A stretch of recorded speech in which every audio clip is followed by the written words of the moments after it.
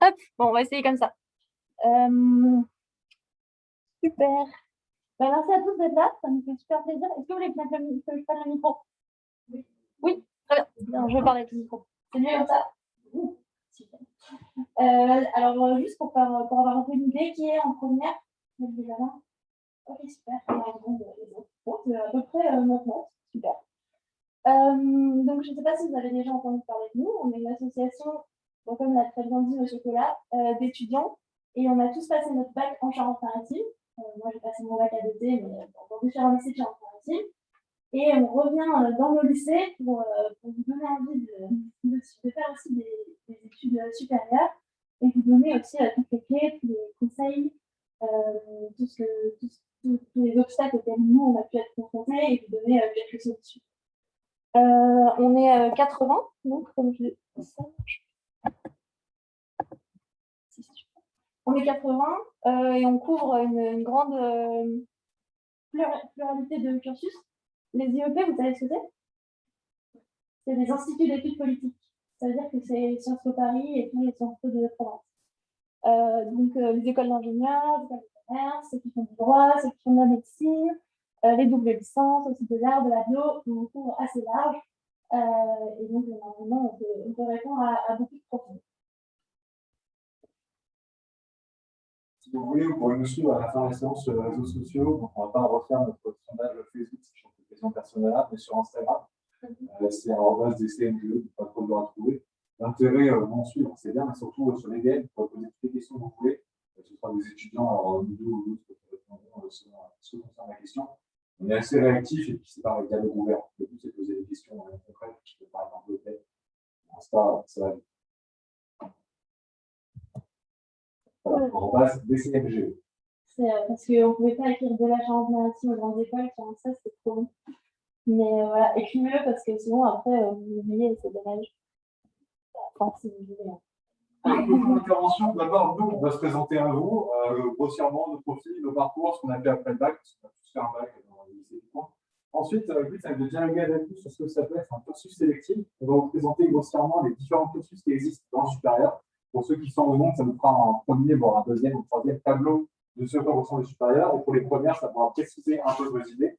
Après, on verra des leviers d'autocensure, c'est-à-dire les choses qui peuvent vous empêcher concrètement de faire ce qui vous intéresse. Ça peut être lent, ça peut être cher, ça peut être trop dur. On va voir que ça, c'est pas le cas. Après, quelques tips, le calendrier Parcoursup, très enthousiasmant, et le système de parrainage, qui lui est super intéressant. Et après, on se pose des questions, on dialogue, détente. Surtout que vous êtes en seconde et en première, vous êtes sans doute en plein choix de spécialité. Si vous avez des questions par rapport à ça, alors bien sûr, nous, vous en doutez, quand on a passé notre bac, c'était pas ce système-là, mais on peut vous dire, en médecine, voilà, ça, c'est sûr que ça te servira sans doute plus que ça. Si tu veux faire du commerce, ça peut plutôt faire ça. N'hésitez pas à nous poser des questions là-dessus aussi à la fin.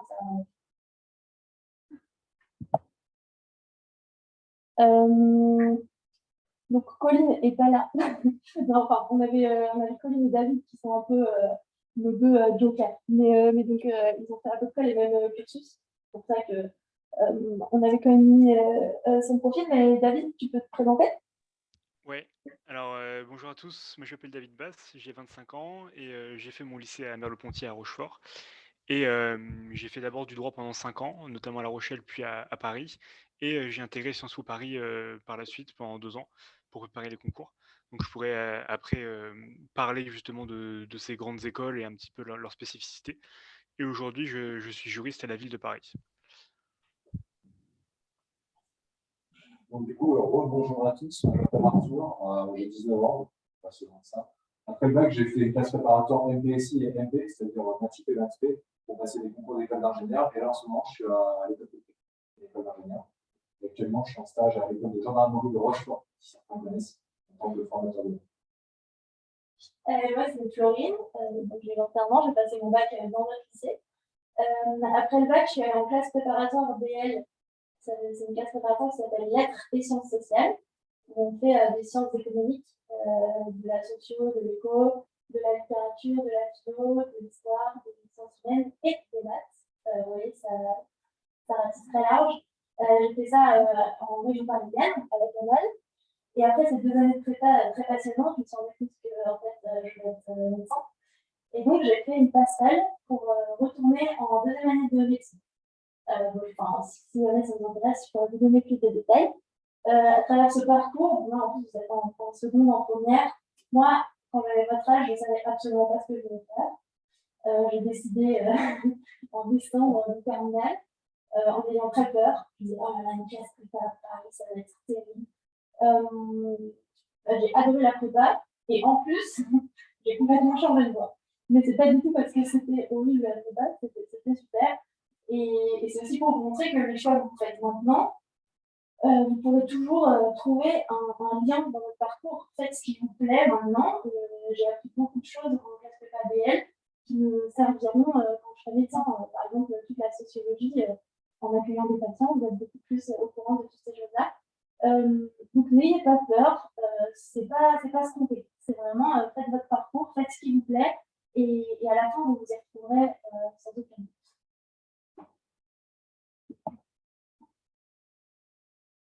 David, c'est à toi. Non, t'as pas ton micro. On t'entend pas. C'est mieux. Ok, très bien. Sur l'université, alors le principe qui est assez commun à tous les pays européens, c'est la licence, le master et le doctorat. C'est les 3 niveaux de diplôme, sachant qu'il faut d'abord faire 3 ans pour obtenir le premier diplôme qui est la licence. Et cette slide consistait un petit peu à faire la différence entre les universités qui peuvent être loin, par exemple les universités parisiennes ou même Bordeaux pour rentrer dedans, par rapport à des universités plutôt de proximité comme La Rochelle ou Poitiers.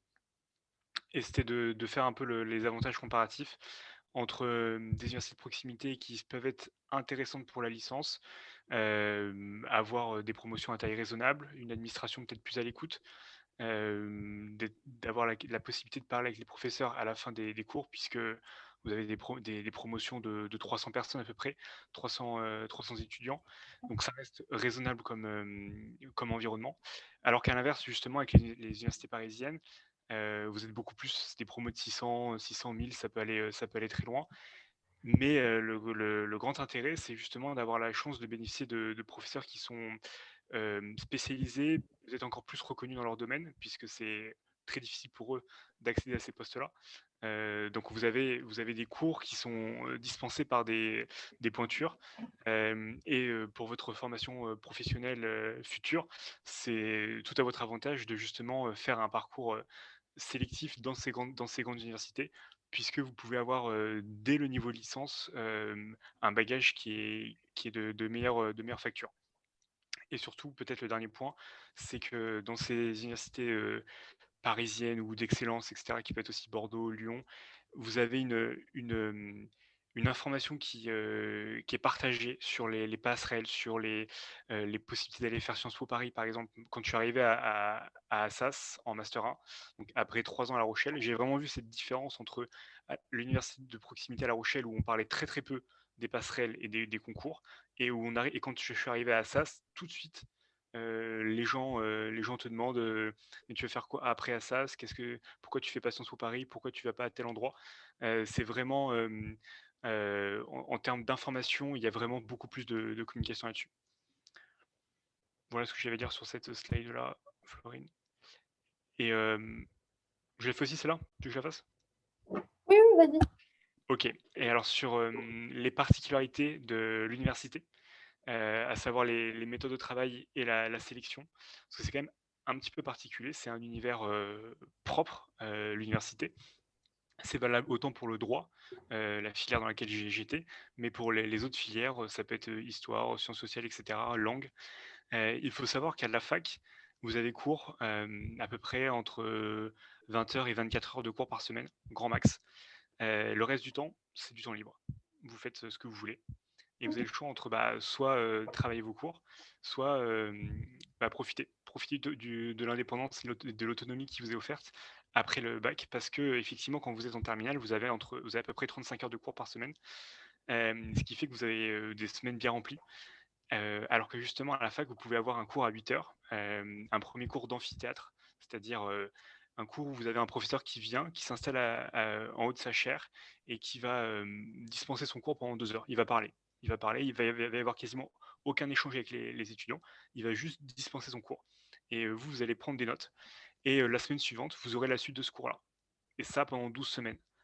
Et à la fin du semestre, parce qu'on segmente en semestre, semestre 1, semestre 2, à savoir pour le premier semestre en janvier et pour le second en mai, vous aurez des examens qui viendront justement contrôler les connaissances qui vous ont été données. Donc vous avez ce premier temps, ça s'appelle les cours magistraux, et pour deux matières qui sont particulièrement fondamentales pour l'enseignement. Par exemple, en droit, ça va être le droit constitutionnel ou le droit civil. Vous allez aussi avoir des petits travaux dirigés qui seront, qui seront des petites classes de 30 personnes avec un chargé de thèse, et il va approfondir avec vous le cours. Mais surtout, ce qui est le plus important, c'est qu'il va vous donner des exercices à faire. Et ça, ça vous permettra de tester vos connaissances, mais surtout de garder un rythme, en fait, pendant tout premier semestre, puisque l'un des pièges à la fac, c'est justement de ne pas travailler, de se laisser emporter par j'ai du temps, j'ai beaucoup de temps libre, j'ai peu d'examens, j'ai peu de suivi, et dans ce cas-là, j'attends d'être pied au mur, enfin, pardon, de contre le mur et de devoir réviser. Ça, c'est le premier point à la fac, c'est vraiment l'autonomie qui vous est accordée, beaucoup de temps libre, mais à la fois le piège, puisqu'il faut travailler, il faut être assez autonome pour préparer. Mais vous pouvez préparer en groupe, justement avec les amis que vous allez vous faire, parce que vous allez vous faire des amis, enfin, je pense. Vous allez pouvoir peut-être demander justement une information au professeur, surtout si c'est sur des facs de proximité. Et enfin, juste pour information, voilà, la première année, c'est souvent une question de méthode, c'est souvent une question juste de se mettre à travailler. C'est pas forcément une question des connaissances sur le fond, mais c'est juste de voir si vous arrivez à prendre le rythme de la fac. Et à partir de là, vous passez avec réussite en licence deuxième année. Parce qu'il y a une sélection vraiment, la sélection c'est vraiment par le bas, dans le sens où tout le monde peut aller à la fac, mais juste par la manière dont les examens sont faits et le temps qui vous est accordé, c'est une sélection qui se fait au fur et à mesure par ceux qui ont la méthode.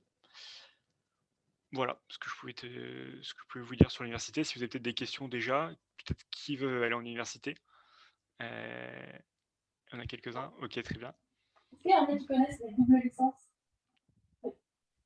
C'est aussi un bon moyen parce que souvent les doubles licences, vous êtes en plus petits groupes. Par exemple, au lieu d'être 250, il y a 40 personnes qui font une double licence et vous avez un emploi du temps spécifique. Et vous êtes souvent un peu plus encadré. Donc ça a beaucoup d'avantages la double licence. Ça permet aussi de mettre en relation deux matières. Par exemple, si vous faites du droit et des sciences politiques, de faire des liens entre ces deux matières et de trouver de l'intérêt. Et puis surtout, ça valorise votre dossier parce que vous savez que, enfin, je ne sais pas si vous savez, mais pour aller en master, il y a une sélection entre la licence et le master. Et donc, plus vous avez un bon dossier, plus vous avez de chance d'aller dans un super master. Et donc, la double licence, ça peut être une bonne solution pour aller à la fac en étant quand même dans un cursus un peu sélectif et en étant encadré et en étant dans une petite classe. Vous avez parfois aussi des doubles licences. On a quelqu'un dans notre réseau qui fait une double licence musicologie et physique. Voilà, vous pouvez avoir des domaines hyper variés. Vous pouvez faire histoire, sciences. Voilà. Donc, renseignez-vous là-dessus, ça peut être super intéressant. Oui.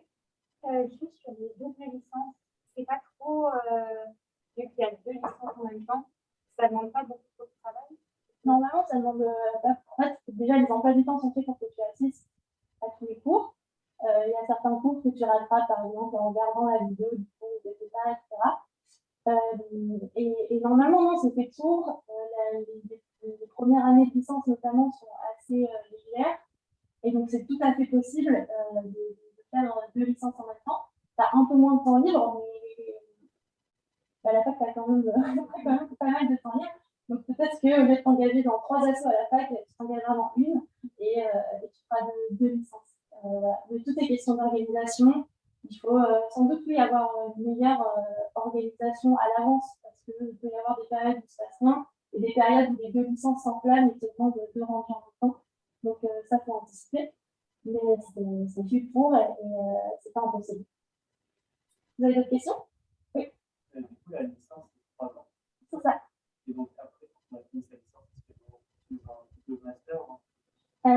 Souvent, non. Il n'y a pas de double master, mais la différence des masters par rapport à la licence, c'est que c'est beaucoup plus spécialisé. Et donc, tu peux trouver des masters qui allient les deux. Peut-être pas en musicaux et physique. Ouais, enfin, si, tu peux revenir. Voilà. Ça intéresserait à l'Institut Louis Lumière dans cette filière-là, qui est très avantageux quand on a la double licence physique. Et voilà, c'est que souvent la licence t'a donné les deux points de vue. Et en master, tu peux trouver, soit tu t'orientes dans une des deux voies, soit tu trouves quelque chose qui réunit les deux voies. C'est d'autres questions? Super. Alors, les classes préparatoires, on a tous les deux fait les classes préparatoires avec le Fleury. Est-ce que certains ont déjà entendu parler de classes préparatoires? Ah, pas mal, dans un bon lycée. Alors, les classes préparatoires, ça va faire peur. Je fais une petite présentation honnête, rapide. Il y en a dans plusieurs filières. Il y a les classes préparatoires scientifiques, les classes préparatoires économiques, les classes préparatoires littéraires. En gros, ça concerne un groupe de matières que vous appréciez. Par exemple, en mathématiques, on ne fait pas que les maths, on fait des maths, de la physique, de la chimie, de l'informatique, etc. En littéraire, ils font du grec, du latin, de l'histoire, de la géo, un peu de sociaux, des fois, de la philo. C'est des zones de connaissances, et le but, c'est de choisir une zone qui vous intéresse.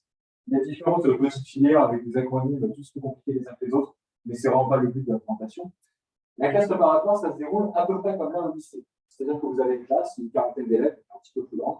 Vous aurez vos profs en emploi du temps normal, des cours qui ressemblent à des cours de lycée, c'est-à-dire qu'on a un terme entre le cours et les exos, un DS, toujours, les 4 heures le samedi matin.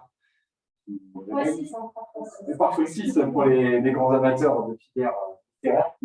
Ce qui est intéressant de classe préparatoire, c'est l'esprit de cohésion. Il faut y aller en ayant envie de travailler. Sur classe préparatoire, il y a quand même un volume horaire qui est un peu plus important en cours qu'à la fac, autour de 35 heures par semaine, donc comme au lycée. Et au niveau du travail personnel, là où à la fac, on peut tenter de survoler en virevoltant et une fois devant le mur, de se battre et de passer. En prépa, il faut travailler régulièrement, c'est-à-dire 1 à 2 heures par soir, tous les soirs. Ça peut faire un volume qui paraît imposant, ça reste tout à fait humain. Par contre, en classe préparatoire, c'est bien, c'est si dans 1 ou 2 ans, selon votre niveau, vous ne savez pas quoi faire, ça peut vous permettre de gagner entre guillemets 2 ans, c'est-à-dire que vous avez une très bonne formation qui est assez généraliste dans un domaine, exemple en sciences. Et à l'issue de ces 2 ans, vous aurez découvert les matières, découvert les métiers, découvert les possibilités. Vous pouvez choisir ensuite ce qui vous intéresse. Certains choisissent aussi à l'issue de retourner à la fac. C'est-à-dire qu'en fait, une classe prépa, vous avez une équivalence. Donc, si à la fin de la première année, vous êtes saoulé, ou alors ça ne vous plaît plus, vous n'êtes plus intéressé, vous avez vu autre chose qui vous plaît plus, vous pouvez aller à la fac en 2e année, dans la matière que vous avez choisie. Et ce, sans perdre de temps, ce qui est plutôt avantageux quand même. Même système en fin de 2e année qui permet d'intégrer une L3. Avec, en plus, on a parlé récemment, mais avec un bon niveau qui peut vous permettre de taper des grosses notes et d'avoir des masters. Donc, en gros, on ne perd pas son temps. Pour finir, avec le SPEPA, des concours qui dépendent vachement de la filière que vous passez. Pour les classes préparatoires scientifiques, c'est majoritairement le concours d'école d'ingénieur. Au début, on ne sait pas trop ce que c'est, finalement, l'école d'ingénieur. À la fin, on ne sait pas trop non plus, mais un petit peu plus. Pour les classes préparatoires économiques, les écoles de commerce, de management, de communication, on avait une à La Rochelle, on était pas mal en France, plus ou moins sélective, tout l'intérêt des classes préparatoires. Et en littéraire, il y a tout n'importe quoi, des écoles de traduction, des écoles de Chartres, j'ai appris ça récemment, des écoles de journalisme, de droit, Sciences Po, l'ENS, en vrai, tout et n'importe quoi, même des écoles de stats, on sait vraiment bien. Ouais. Classe préparatoire, ça a beaucoup de débouchés. Il ne faut pas avoir peur, c'est de l'esprit concours, parce qu'à la fin, si jamais vous n'avez pas les concours qui vous intéressent, vous n'êtes jamais perdu, vous êtes toujours retourné à la faculté, en faisant un master, et tout va bien. C'est ce que font quand même pas mal de monde, parfois volontairement, parfois involontairement. Et puis, un cliché, voilà, un gros cliché qui est très con, c'est l'esprit concours. C'est cette idée que vous auriez une concurrence écrasante, une concurrence destructrice au sein des classes, chaque camarade cherchant à vous détruire pour reprendre votre place au concours. Je pense qu'on est tous les deux d'accord pour dire que non, ça n'a pas vu, ça n'existe pas. Vous aurez cette concurrence entre les différentes classes, et surtout entre les différents établissements. Exemple, doté contre Henri IV, mais ça ne va pas trop être dû doté 1 contre doté 2. Et ça, c'est chouette, parce que ça permet d'avoir vraiment un groupe de travail vraiment bien avancé. Je pense avoir fait le tour. Quelles sont les différences entre les classes prépa classiques ou étoilées? Alors, les classes prépa classiques ou étoilées, déjà, c'est un système qui est officieux. C'est-à-dire que ça figure sur aucun diplôme, etc. C'est juste concrètement le nom de votre classe. Ça se passe en 2e année. À l'issue de la première année au sein d'un établissement, souvent vous poursuivez en 2e année. C'est ce que vous faites. Exemple, j'ai fait un MPSI. À la fin de la première année de MPSI, il propose aux 10 premiers en général de la classe d'aller dans la classe MP étoile. tandis que les 10 suivants iront dans la classe MP, tout court, MP base. Donc, c'est juste une distinction de niveau. L'intérêt, c'est que les meilleurs qui sont avec d'autres, qui sont très motivés, qui viennent d'autres classes pour essayer d'aller taper dans les gros concours, sans être ralentis, entre guillemets, par un rythme un peu plus lent de l'AMP. Tandis que l'AMP, ça leur évite de courir derrière un train et d'être en galère tout le temps parce que les élèves de devant sont trop durs et des démotivés. Donc, c'est un peu comme si là, on faisait des classes par un niveau au lycée, déjà qui est très récurrent. Le but, c'est voilà, chacun avec des gens qui ont le même niveau pour que ça fasse une vraie émulation. Ça va?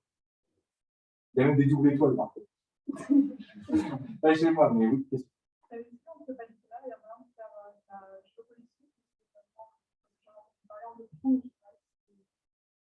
Ah, tu peux faire de la géopolitique après, comme débouché.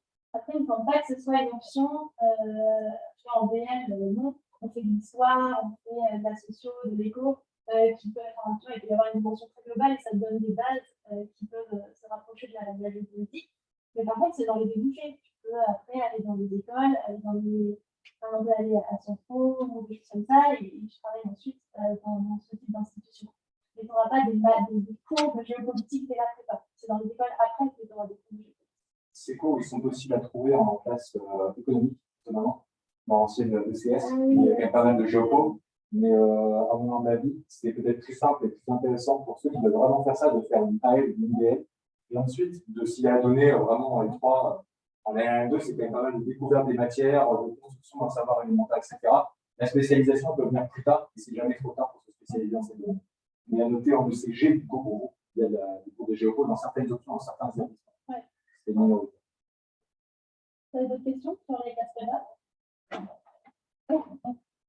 Par rapport au Parcoursup, est-ce que les classes prépa, est-ce que c'est quelque chose d'assez accessible ou ça reste quand même un nom vrai? Alors, très bonne question. En gros, les classes prépa, c'est un thème que j'avais un petit peu oublié. Il y en a quand même de plein de genres différents. C'est-à-dire qu'on a des toutes petites classes préparatoires qui sont quasiment aussi accessibles que les facultés. En général, elles se trouvent dans les petites villes. Alors là, dotées, c'est pas aussi petite ville que ça à La Rochelle. Mais en cherchant un petit peu, en province, vous pouvez trouver de très petites prépas où vous êtes presque sûr de les avoir. Et ensuite, c'est un spectre qui est continu. Ça monte progressivement. Alors, on peut jouer les détails un peu après s'il faut. Ça monte progressivement jusqu'à les classes qui sont extrêmement dures à avoir. Par exemple, en Henri IV à Paris, où l'effectif étant très petit et le niveau très bon, c'est compliqué. Pour le coup, de mon point de vue, en étant dans un lycée qui est à peu près équivalent au vôtre, il y a quand même pas mal de classes préparatoires qui sont accessibles à tout élève qui a pris des bonnes matières et qui fait foi de motivation. Donc, on trouve souvent chaussures à son pied quand même un peu. Et surtout, sur Parcoursup, tu ne perds rien à demander les meilleures prépas. Tu demandes tout un spectre de prépa et tu vas là où tu es pris. Mais ne te dis pas, ah, jamais je serai pris à Roquette, jamais je serai pris à Paris. Moi, c'est vraiment ce que je me disais. Et je sais pas si vous avez Madame Bessie. Elle m'a dit, ah non, mais il faut Corinne, il faut que tu remplisses tes vœux, tu risques rien à les remplir, au pire, tu les as pas, c'est pas grave, tu fais un papier. Et en fait, bah, j'ai vu. Et donc, n'hésitez pas, enfin, c'est. Au pire, vous n'avez pas. Donc, remplis tes vœux. Oui. Et juste pour savoir, les classes préparatoires, c'est pas une débouchée en soi. C'est-à-dire que si jamais on fait une classe préparatoire, on est obligé de continuer par quelque chose. Absolument, c'est ça. C'est un second diplôme, c'est ça. Est-ce que c'est vrai que dans les prépas parisiennes, les élèves qui ont été dans les grands lycées parisiens avant, ils ont de l'avance sur les autres? Alors, souvent, ils croient qu'ils ont de l'avance. Et du coup, et nous, on croit qu'on a du retard. Donc, le premier semestre, eux, ils sont comme ça.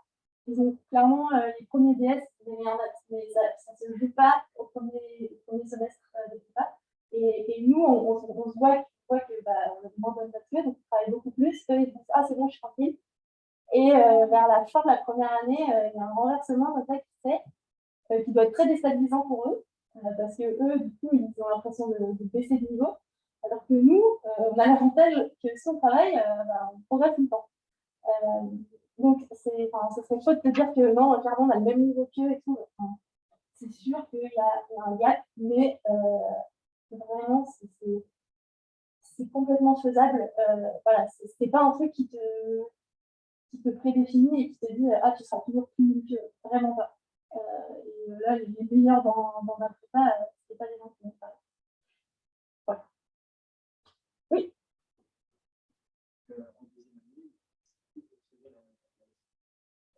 Oui, c'est assez facile de retirer la SI. Un des parcours qui marche, c'est de faire FDSI. Et au bout de 3 mois, on peut relever la SI pour faire l'info. Donc, il n'y a que 3 mois à subir la SI qui finalement partira à la poubelle. Donc, c'est Sinon, en PCSI, il faut ensuite choisir chimie, que jamais de SI. Et que en PSI, on est coincé avec la SI sur le dos et c'est fini. Mais c'est quand même 2/3 des classes préparatoires quasiment qui plus de SI. C'est marrant aussi. Et si c'est sciences de l'ingénieur, c'est pas fait. T'as d'autres questions sur les prépas?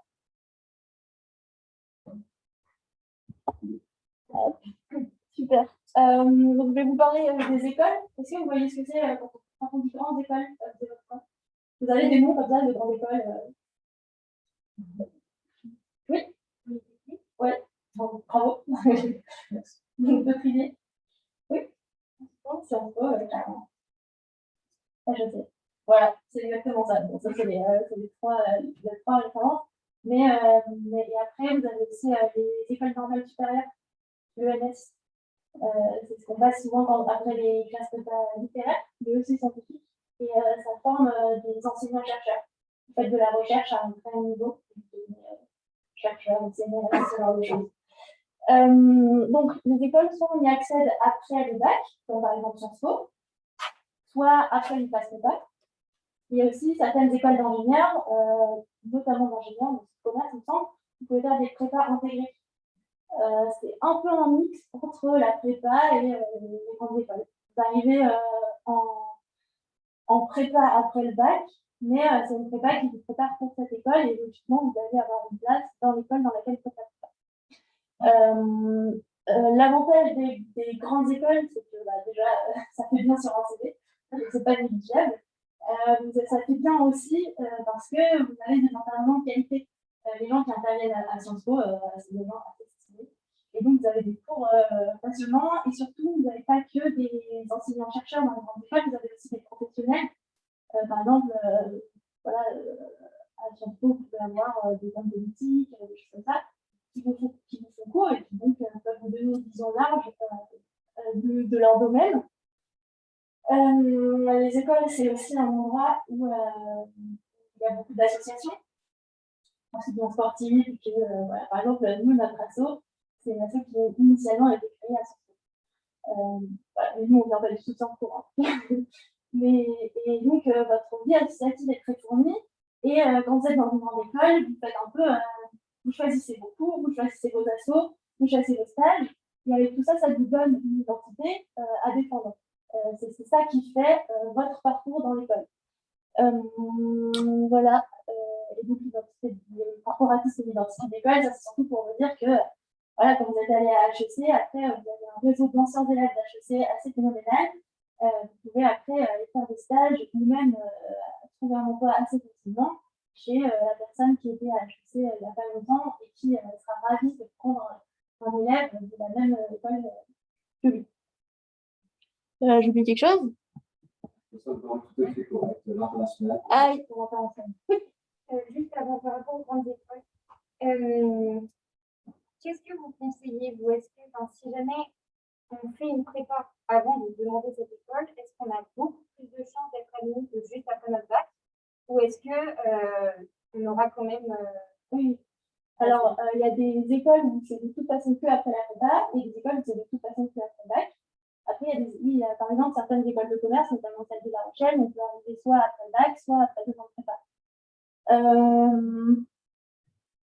Qu'est-ce qu'on conseille? Nous, on a trop aimé notre prépa, donc je pense qu'on conseille pas faire C'est une école dans quel domaine? Du commerce, ouais, de l'ingénierie. c'est juste pour se renseigner un petit peu. C'est vrai que ça dépend un peu aussi du secteur. Mais En fait, si je peux ajouter, tu perds rien à préparer dès la terminale. Par exemple, pour Sciences Po, voilà, en même temps que ta terminale, de travailler à côté pour ces concours-là, puisque ça te permettra d'être plus à l'aise aussi sur tes matières de terminale et de réussir ton bac la meilleure des façons possibles. Et si ça passe pas, tu vas en prépa et tu essaies de récupérer Sciences Po par la suite. Donc tu perdras jamais ce que tu as pu préparer en terminale pour accéder à ces grandes écoles dès le post-bac. Moi, je rejoins David sur ce point, c'est que dans le cas de Sciences Po, c'est plus intéressant, à mon avis, d'essayer de rentrer des bacs, parce qu'il y a un seul Sciences Po, il y a déjà les OP, et sinon, on ne peut pas. Pour les écoles d'ingénieurs, sauf pour faire des concours, j'ai plutôt prêché entre guillemets dans la paroisse, c'est que ces écoles sont en général, quand elles sont accessibles post-bac, relativement accessibles dans certaines classes préparatoires. Alors, relativement, j'ai pas ça veut rien dire, ça reste franchement ça va. À part quelques exceptions, on va peut-être parler du UTC qui prend pas beaucoup de temps, etc. Mais vous aurez des équivalents qui sont toujours accessibles en commerce. En commerce, même, je défends la classe prépa parce que ça coûte moins cher de faire prépa que ça. Oui, et souvent, les très grandes écoles, type HEC, Polytechnique, c'est accessible, même si Polytechnique, c'est un peu en train de changer, je crois. Mais c'est accessible qu'après la classe préparatoire. Donc, les grandes écoles qui sont accessibles après la terminale, elles peuvent être d'un très bon niveau, hein, elles sont d'un niveau un peu inférieur. Et d'ailleurs, à propos de ça, regardez quand même bien, parce qu'il y a aussi des écoles d'ingénieurs, des écoles de commerce qui coûtent juste cher et qui ne sont pas reconnues par l'État. Et ça, il faut faire attention parce que c'est quand même un peu dommage d'avoir un diplôme qui finalement ne vaut pas grand-chose et on a payé du temps. Donc, soyez vigilants. Et oui, juste pour finir avec les grandes écoles, on vous encourage à faire 1 an à l'étranger. Il y a des partenariats avec les universités du monde entier. Ça, c'est un gros plus. Hein. C'est l'expérience à l'étranger, c'est quand même chouette, vous pouvez profiter. Et dans les grandes écoles aussi, on vous encourage beaucoup à faire des stages. Et donc, vous construisez votre expérience professionnelle dès votre entrée dans les grandes écoles. C'est un peu moins à la fac, et pas du tout dans les écoles. Voilà. Vous avez des questions?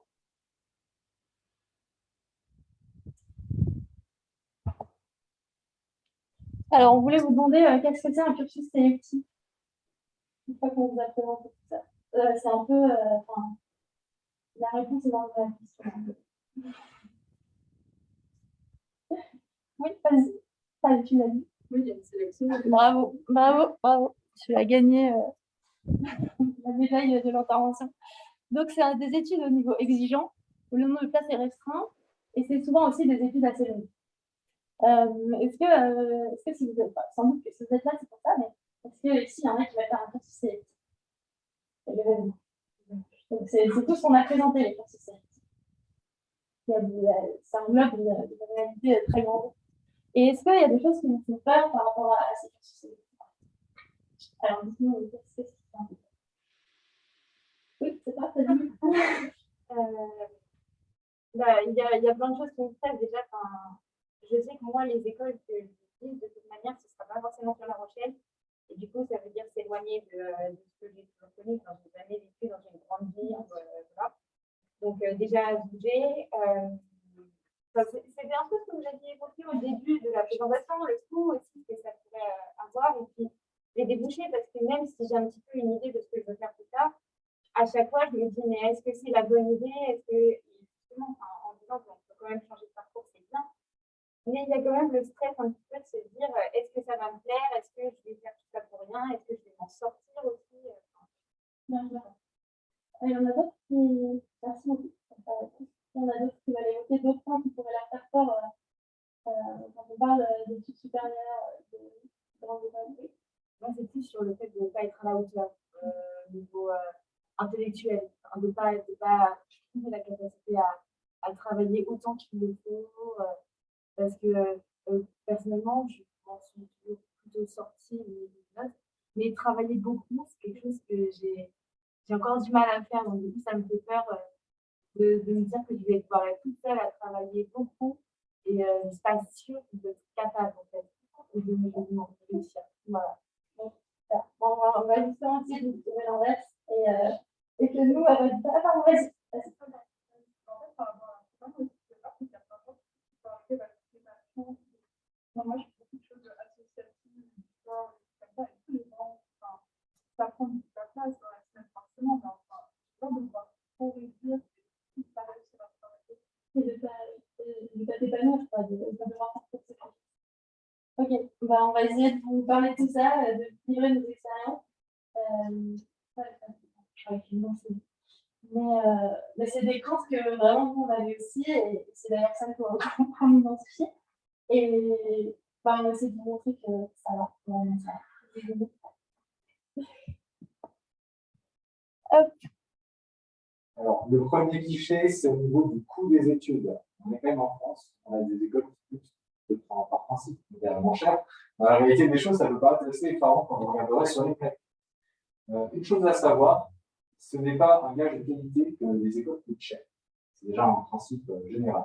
Ensuite, pour réduire les coûts un peu plus dynamiques, en principe, vous allez apprendre à gratter l'argent partout. Parce que c'est quand même complètement ce que font les étudiants. D'abord, on gratte les APL. Les APL, c'est des aides que tout le monde aura, que vous soyez boursier ou non.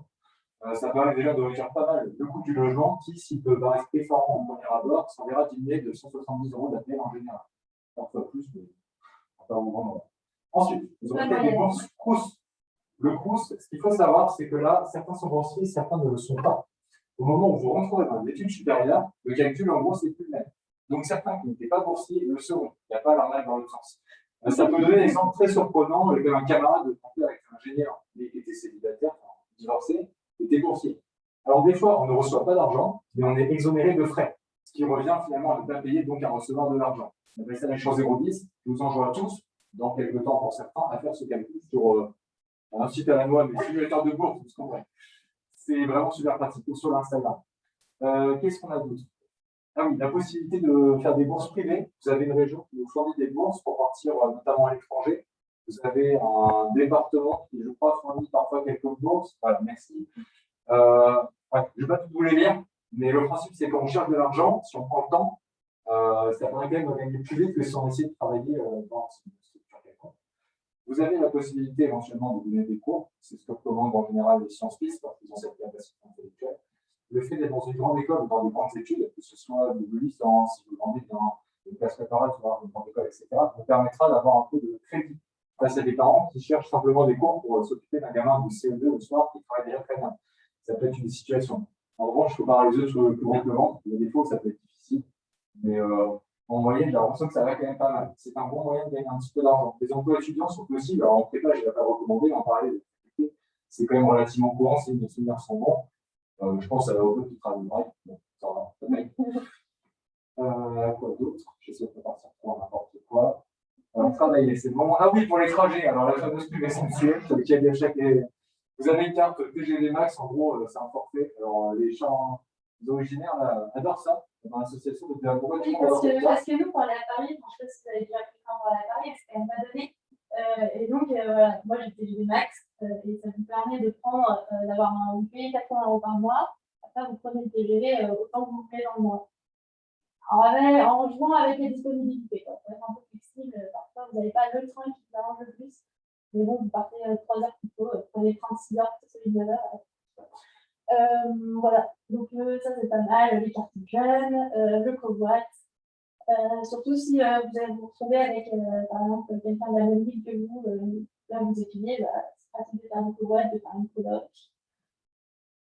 Voilà, les colocations qui sont très pratiques avec plus de cours. Une piste aussi pour ceux qui ne devraient pas des grandes études mais qui n'ont pas accès à des grands moyens, ce qui peut exister. Les internats pour les classes préparatoires, c'est quand même une très grande possibilité, très peu cher, ça vaut quasiment rien, de l'ordre de 1300 € l'année avec la nourriture incluse. Ça va être compliqué de faire moins. Déjà, vous mangez plus actuellement peut-être à l'internat. C'est génial, l'ambiance est bonne, on rigole bien. Moi, j'ai fait un internat. Tu as fait un internat, Florian, toi, en prépa? Non, pas un internat en prépa, vrai. On a tous un point de vue différent, mais c'est la possibilité qui existe. Les écoles peuvent être plus ou moins chères. En revanche, il est très souvent possible, désormais, ça se développe encore plus quand on s'arrêterait, de faire de l'alternance. L'alternance qui permet tout à fait d'annuler les coûts pour les écoles de commerce et d'être payé pour les écoles d'ingénieurs. Vous avez aussi des écoles d'ingénieurs qui payent, des écoles de statistiques qui payent, des écoles normales supérieures qui payent, c'est-à-dire que les étudiants qui payent. C'est-à-dire plusieurs personnes de l'association. C'est du confortable.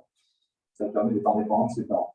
Ça fait des pistes déjà de la faculté, bien sûr, et gratuites quand on est Pour l'alternance et les écoles de commerce, je vais déjà vous poser des sourcils, c'est qu'en fait, vous êtes employé par quelqu'un qui vous paye votre école, vous êtes à mi-temps chez lui, vous travaillez, et à mi-temps à l'école. Et lui, il ne paye pas forcément vous, mais il paye un peu moins. En tout cas, il paye votre formation. Et donc après, c'est d'être employé dans cette entreprise.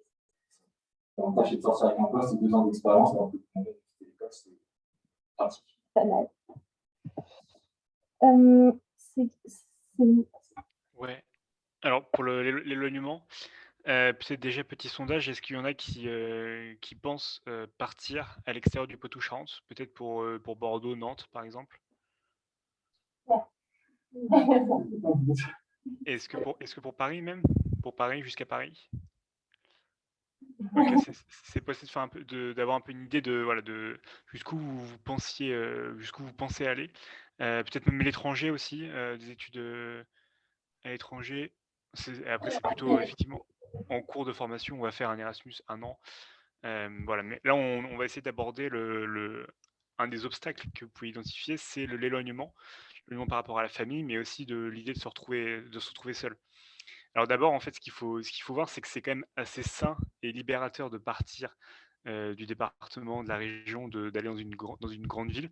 Bon, vous êtes à La Rochelle, donc mais peut-être que certains n'habitent pas à La Rochelle directement, mais voilà, viennent juste pour le lycée. Vous avez l'occasion de découvrir une ville qui est beaucoup plus grande, avec une offre culturelle, sociale, incomparable. Enfin, si on va à Paris, c'est inimaginable le nombre de représentations artistiques qu'il peut y avoir, l'opéra et cetera, les concerts, le nombre de bars. Voilà, c'est quelque chose de totalement libérateur et qui, en même temps que vous grandissez, puisque vous arrivez à 18 ans et plus, vous découvrez une nouvelle vie étudiante, festive, autonome et indépendante, et donc c'est vraiment une alchimie parfaite. Ce qu'il faut aussi savoir, c'est qu'en fait, si vous partez, vous avez quand même l'occasion de rentrer. Vous n'êtes pas condamné, à rester à Paris, sauf quand il y a le confinement. Mais, sinon, vous pouvez vraiment, rentrer, peut-être tous les week-ends si jamais vous avez du mal à couper le cordon ou que c'est vos parents qui ont du mal à couper le cordon, avec les dispositifs justement en place, la carte jeune SNCF ou le TGV Max pour ceux qui veulent vraiment rentrer, quasiment tous les week-ends pour faire des économies justement. Donc voilà, il y a toujours cette idée que vous pouvez rentrer quand ça va pas, quand, il y a un petit coup de mou ou qu'il y a juste une occasion, de retrouver ses amis, du département. Mais, il y a aussi l'occasion de se faire des nouveaux amis, un nouveau cercle, proche dans votre ville, par exemple à Bordeaux ou Paris. Moi, typiquement, quand je suis arrivé à Paris en master 1, je me suis refait toute une série de potes, et ce qui fait que c'est encore plus riche en termes de personnes rencontrées, de profils, d'expériences. Peut-être même aussi votre futur petit ami ou petite amie. Mais voilà, ce qui est important, c'est que c'est libérateur et sain. Et enfin, c'est que c'est aussi une expérience incontournable, en fait. Ça correspond à une étape de votre vie qui est de devenir pleinement indépendant et autonome, et donc de pouvoir enfin, se faire à manger tout seul, de gérer sa lessive, faire son ménage, de pouvoir, se coucher à l'heure qu'on veut, de manger à l'heure qu'on veut. Ça rejoint vraiment cette expérience unique que sont les études supérieures, où là, vous êtes vraiment, autonome. Et enfin, il y a aussi, voilà, si vous voulez pas être seul, drastiquement, totalement seul, il y a les internats, par exemple, il y a la colocation, toutes ces choses-là qui peuvent, il y a les soirées qui peuvent, voilà, vous permettre de ne pas vivre une expérience étudiante, toute seule. Voilà ce que j'avais à dire sur l'éloignement, et j'espère que vous avoir convaincu d'aller vers Bordeaux, Paris ou quoi, que ce n'est pas rédhibitoire. Je serais trop contente de rentrer à La Rochelle, comme ça, de retrouver vos parents. Et en même temps, je serais trop contente de repartir. Vous avez des questions là-dessus pour l'éloignement? C'est une question un peu pour toi. Est-ce que ça a été facile justement la sociabilisation? Est-ce que vous avez réussi à vous créer des nouveaux cercles d'amis rapidement? Est-ce qu'il y avait une bonne ambiance dans les classes que vous avez? Oui, et en fait, après le bac, on est tous dans le même cas, on arrive tous dans un endroit qu'on ne connaît pas. Et donc, on a tous plus de repères. Et ça va super vite. En prépa, je fais des potes vraiment en 2 jours. En plus, tu passes ta vie dans le lycée, tu manges là-bas. Vraiment, enfin, c'est hyper rapide. Il ne faut pas avoir peur de ça.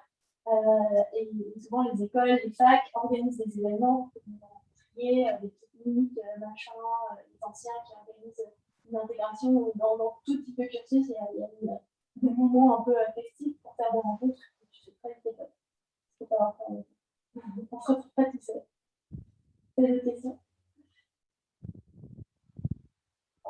Chouette. Du coup, alors on va juste finir au niveau de la difficulté, parce que vous en avez aussi parlé. La peur que ce soit trop difficile, la peur qu'on ne fasse plus que des études et qu'on ait plus de vie. Donc déjà, si vous êtes accepté sur Parcoursup, je reviens au truc. Moi, quand j'ai des prises à Paris, je me disais, ah, mais du coup, cool, je suis prise, mais alors j'y vais ou pas? Parce que si j'y vais, je vais mourir, non? Et pareil, on m'a dit, non, non, t'inquiète, tu vas survivre. En fait, j'ai pas survécu, hein, j'ai vraiment vécu. C'était pas terrible, je ne pleurais pas tous les soirs. Je ne sais pas. Voilà, il y a des périodes de concours blancs, mais c'est comme vous, les périodes de bac blanc, voilà, il y a des périodes où c'est moins fun. Mais vous gardez une vie épanouie. ce que vous apprenez en cours, souvent, c'est passionnant. Vous avez des profs, vous arrivez dans le cours, vous dites waouh, ok, c'est trop bien, ça va être trop intéressant. Et au niveau des activités à côté, pour reprendre un peu ta question, en prépa, bah, tu fais ta sauce. Et tu n'es pas, ça dépend de ce que tu vises après aussi. Tu n'es pas obligé de te dire oh, je veux la meilleure école et être la première de la prépa. Et si c'est pas ça ton but, bah, tu as le droit de prendre tous les bénéfices de la prépa, à savoir les cours passionnants, les potes, etc. Tout en gardant quelques activités qui te plaisent. Et c'est très important d'ailleurs de ne pas sacrifier ce qui vous plaît, parce que le but c'est quand même de tenir dedans. C'est pas de s'essouffler et de juste se dire je travaille, parce que bah, ça, vous pouvez 6 mois, mais pas plus. Donc, garder un rythme de vie où vous faites des choses à côté, c'est important. Après, te dire que tu vas, je sais pas, faire 20 heures de vie asso par semaine, non, je serais mentir de dire ça. Mais tu peux te réserver des créneaux et tu te dis, à ce moment-là, je fais que ça. Je n'apprends pas, je fais mes vacances de prépa. C'est très important de se libérer des périodes comme ça, dans le week-end, ou alors un ou 2 soirs par semaine. Donc, vous dites, je fais ce qui me plaît. Donc, il y avait ça par rapport à la difficulté. Et vraiment, Parcoursup, c'est un algorithme qui est quand même, il a ses avantages, il a ses défauts. Si vous êtes prêt à un truc hyper sélectif, mais allez-y, c'est sûr que vous y arriverez. Voilà, il n'y a pas de raison que vous soyez pris et qu'après on se rende compte que ah non, en fait, c'est super nul. Non, sinon on ne prend pas. Donc si vous êtes pris, vous y allez. Vous n'hésitez pas à le demander, parce que ça ne coûte rien, on tient en disant. Et une fois que vous y êtes, dites-vous que tout le monde est tétanisé. Voilà, on arrive en bas, tout le monde. Donc, voilà, on fait bloc et vraiment, ça se passe bien. Hop. C'est juste pour vous redire qu'il faut remplir tout mauvais parcours. Voilà. Pensez à nous l'année prochaine et l'année encore d'après. Mais vous nous le verrez sans doute. Mais bon, c'est jamais. Bon, on va faire ça rapidement. C'est juste pour vous dire que vous pouvez vous renseigner sur toutes les formations, sur le site de l'UNICEF, étudiants, DigiSchool. Ce qui est très important et que vous pouvez faire dès maintenant, c'est faire les portes ouvertes. Ça permet de bien se projeter, de parler avec des gens qui sont vraiment dans ce que vous voulez faire. Et vous pouvez le faire en première et en terminale, par exemple, ça vous permet de voir un panel plus large. Bon, en ce moment, les portes ouvertes, c'est un peu compliqué, mais il y en a pas mal de virtuels. Ça coûte encore moins cher, c'est plus facile d'y aller. Regardez les dates des concours et tout ça, c'est quand même trop bête de faire une date. C'est vraiment, je vais faire ça et je fais plus. Et qu'est-ce qu'il y avait d'autre? Vas-y, Vraiment important pour moi, c'est vraiment de s'informer, de communiquer avec les autres et de commencer à regarder tranquillement. Et au-delà de faire des fiches, etc., de plus parler avec les gens qui ont fait des études. Alors là, vous avez 2 exemples, on a 80 dans la soupe, on a 10 000 en métier. Mais c'est en parlant avec les gens, en fait, qu'on découvre concrètement ce qui est intéressant, ce qui n'est pas, et ce qui a l'air bien. Des fois, n'est pas forcément passionnant. Et au contraire, certains trucs ont l'air chiant dans l'air et ça s'avère génial ici. On est très passionnant. voilà. David, tu peux présenter le parrainage? Yes. Alors, c'est ce on a mis en place ça en décembre et c'est ce qui sera applicable aussi pour vous dès maintenant, mais aussi l'année prochaine quand vous vous poserez encore plus ces questions.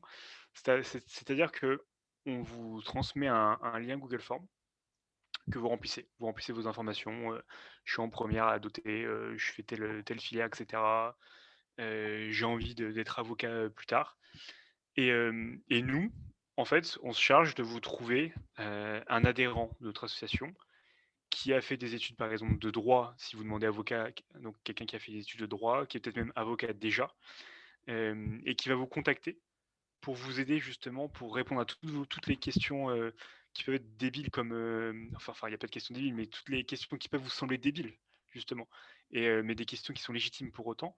Et donc voilà, cet adhérent va pouvoir répondre à toutes les questions en off, vraiment dans une relation de parrainage.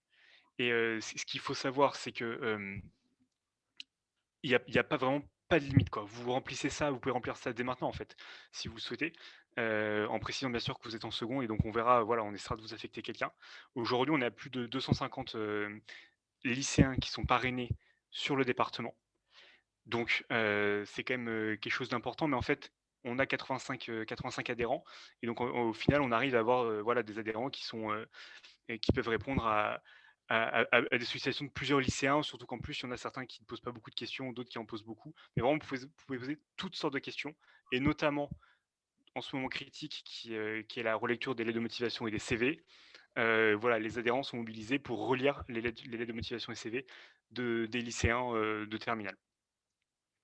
Voilà ce que j'avais à dire. Vous posez vos questions sur les choix de spécialité, enfin, soit là maintenant, mais nous envoyez un message sur Insta, vous demandez, et nous on essaie de trouver quelqu'un qui peut vous répondre rapidement, et ça vous aide à faire les choses. Hop. Super, bon, alors ça en fait on va vous l'envoyer par mail parce qu'il me semble que c'est plus bon que leur Vous le retrouvez de toute manière sur la description Instagram, Ah oui, le lien du Google Form. parfait. Voilà, on a fini, mais on est dispo pour les questions. Si vous voulez. Sur les choix.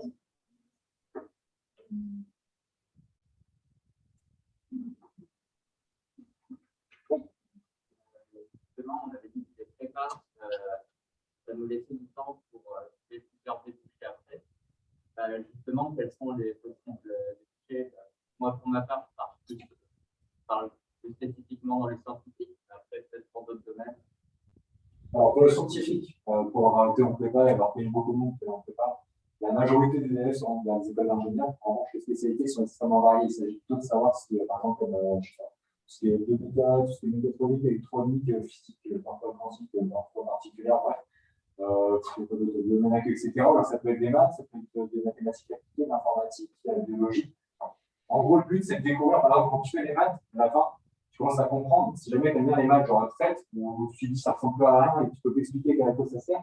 Alors, si tu as des trucs qui touchent à quelque chose de concret. Physique, c'est pareil. Il y a des moments où là, vous faites un peu de mécanique en terminale l'année prochaine, normalement. Tu vas voir que la mécanique, peut-être que ça plaira, peut-être pas. La chimie, peut-être que ça plaira, peut-être pas. Au fur et à mesure de la prépa, tu découvres les domaines que tu aimes. Ensuite, c'est juste de trouver une école qui permet de les étudier et ensuite de faire un métier.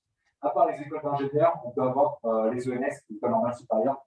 C'est quand même des écoles de sciences pures, pour le coup, en tout cas en sciences. Sinon, certains vont en magistère, c'est une espèce de filière en peu intermédiaire entre la faculté et les écoles. Ça se déroule en général pour un magistère de philippe, dans ce que je connais, des magistères de maths, etc. On apprend à parler vite un peu. Oui, les magistères, sinon la faculté, pour pas mal.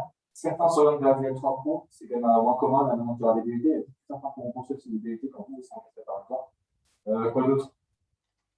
Peut-être tu voulais voir aussi par rapport au métier, qu'est-ce que c'est être ingénieur C'était bon. Non, c'est une grande question, mais en gros, il y a ça. Et je pense que là, moi, ce que je vois en scientifique, dans le LAC tout à l'heure, je dois l'avouer, mais pour moi, ingénieur, c'est quand tu appliques la science à quelque chose, et chercheur, c'est moins appliqué.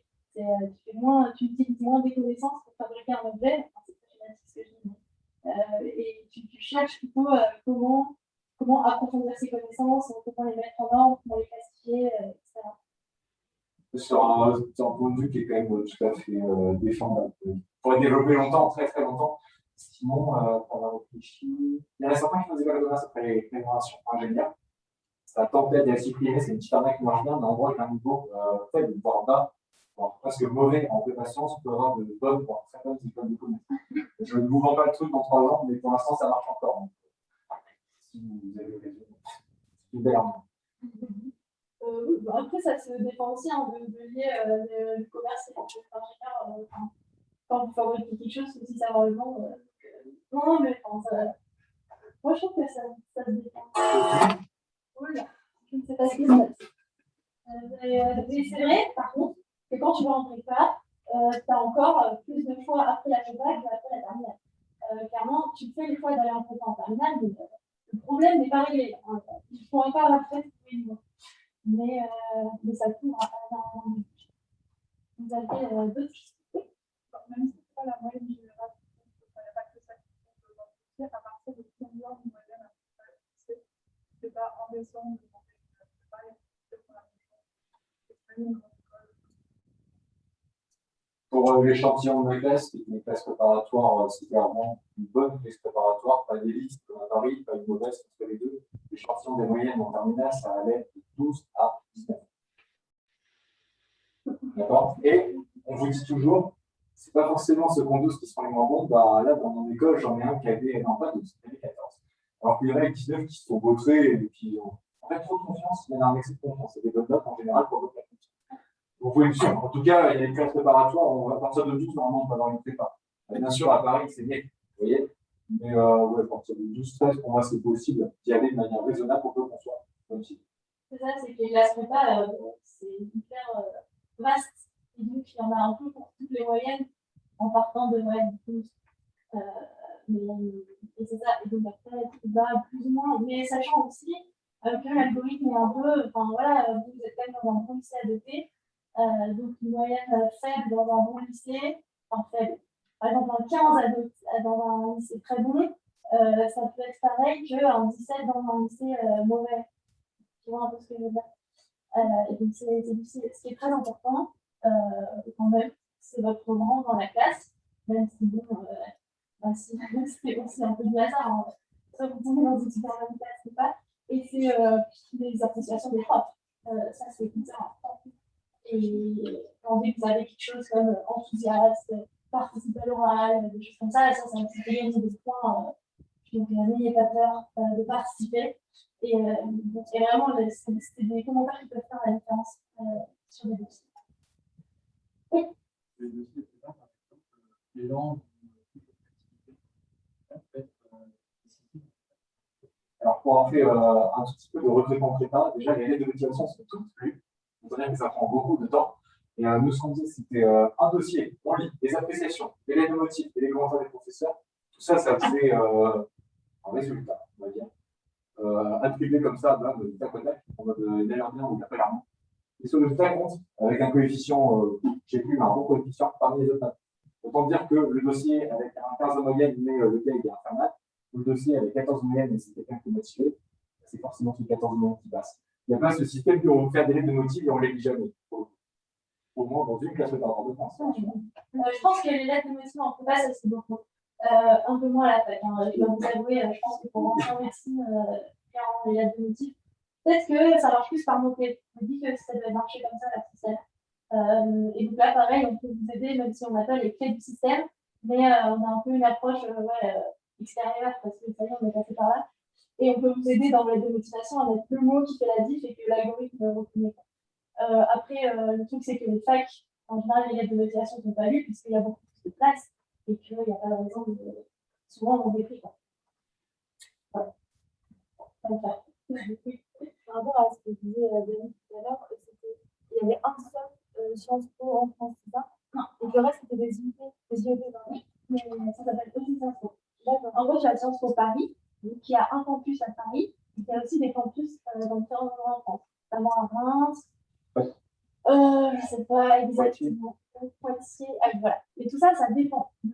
Tu vas beau être à Poitiers, tu dépends sur Paris. Et après, il y a des Sciences Po tout seuls, par exemple Sciences Po Bordeaux, Sciences Po Aix, qui sont indépendants et qui ont des spécificités propres. Ça s'appelle des IEP de province. Et là, notamment Sciences Po, le concours il est en plein bac, alors que Sciences Po Bordeaux, Sciences Po Aix, Sciences Po Strasbourg, Sciences Po Lille, tu as des recrutements avec plus 1 ou alors en master, c'est bon pour tous les sens.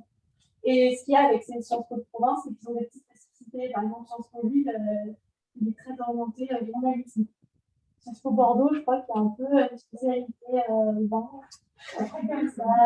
Enfin, voilà. Mais tout ça, on peut. Nous, on n'est pas les plus bons sur Sciences Po. Je ne sais pas si David, tu nous en parles.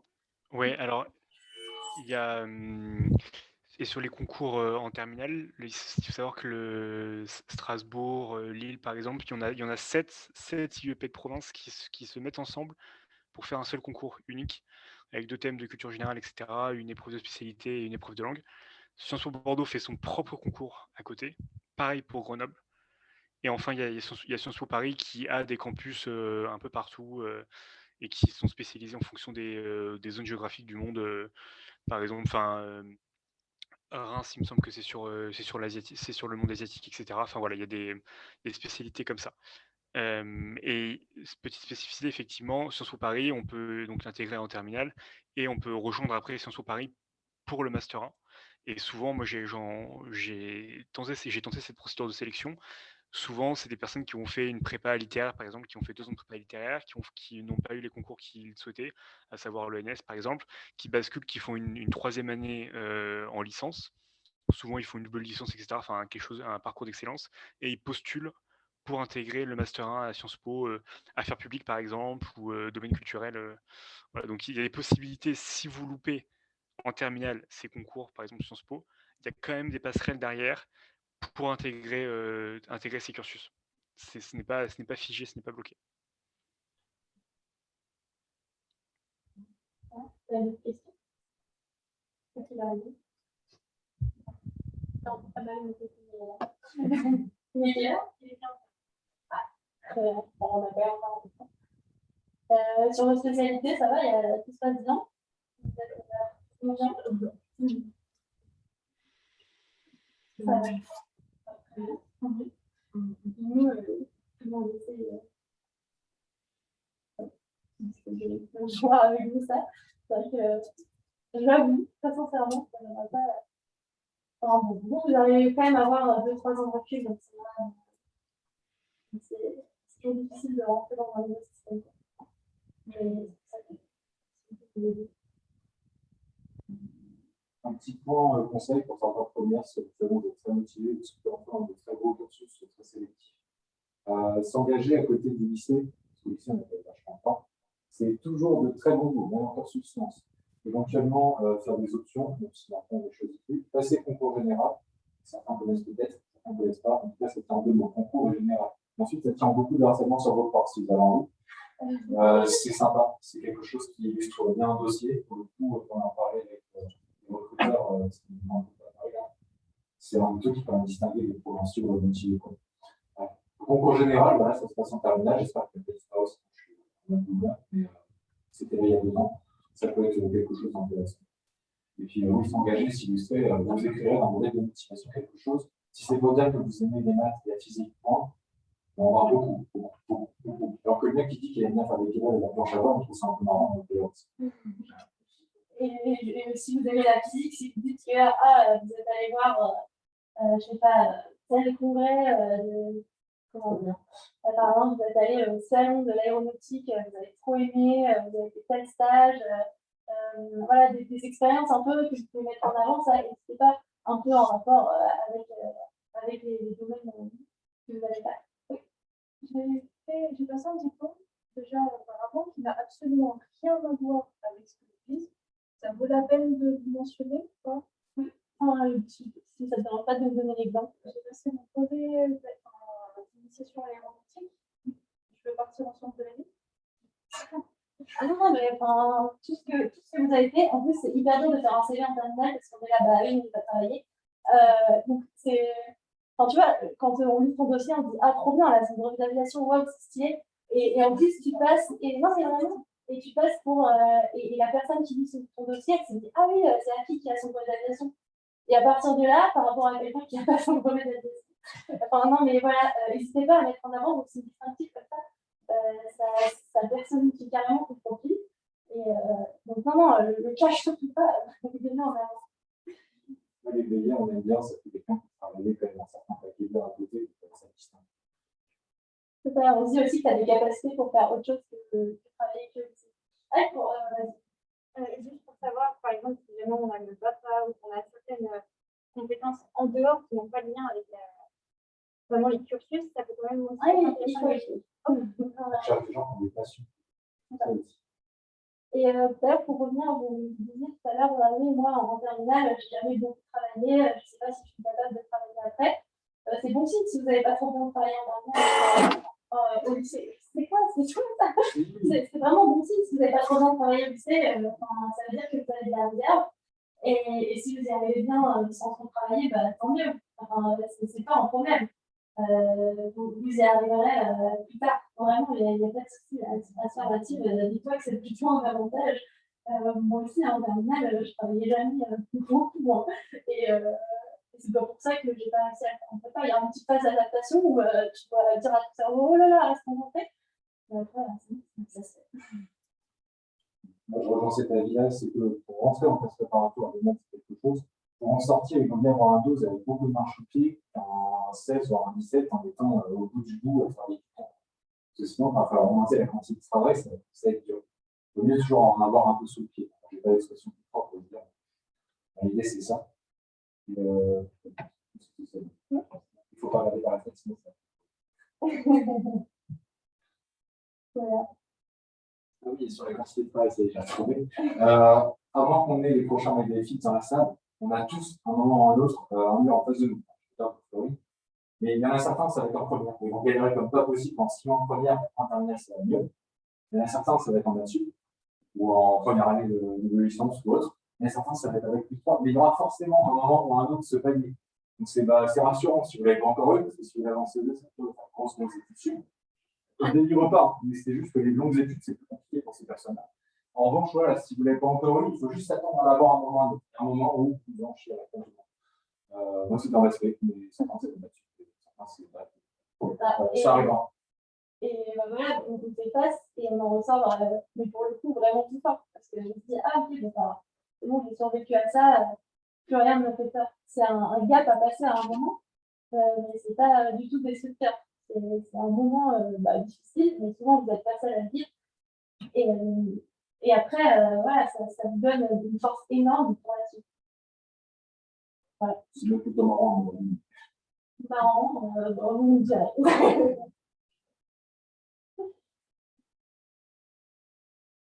Donc, on va peut-être vous libérer. S'il y en a qui veulent venir nous voir tout seuls, vous pouvez, on reste un peu. Voilà. Merci beaucoup en tout cas. Merci à vous.